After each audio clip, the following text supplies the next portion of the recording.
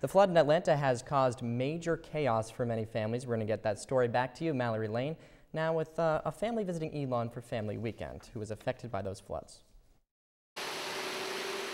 The sound of a light drizzle here at Elon this weekend was like music to some families' ears. It was nice to get away from the pouring rain. For the past week, Atlanta, Georgia has been hit with some of the worst weather in the state's history.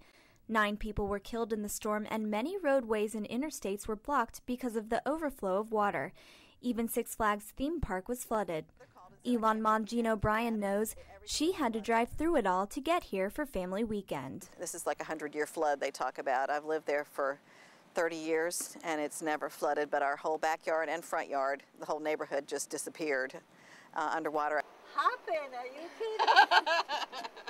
With her 93-year-old mother in tow, O'Brien braved the dangerous floodwaters and drove to Elon to visit her daughter.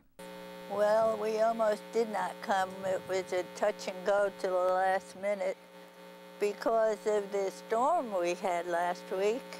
O'Brien had no idea the storm would reach the magnitude it did. We have a lot of storms and, I didn't really think anything of it. And then when I actually turned the news on and saw that neighborhoods were flooded and people were stranded and people had died, I mean, literally had been washed away. People had driven into what they thought was a little puddle and their cars turned upside down.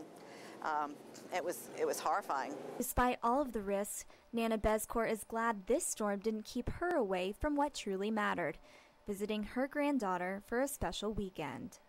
I live in Atlanta, Georgia, which is a 6-hour drive, and I would not be here if it weren't that my granddaughter was at the end of that 6-hour drive. Mallory Lane, Phoenix 14 News Tonight.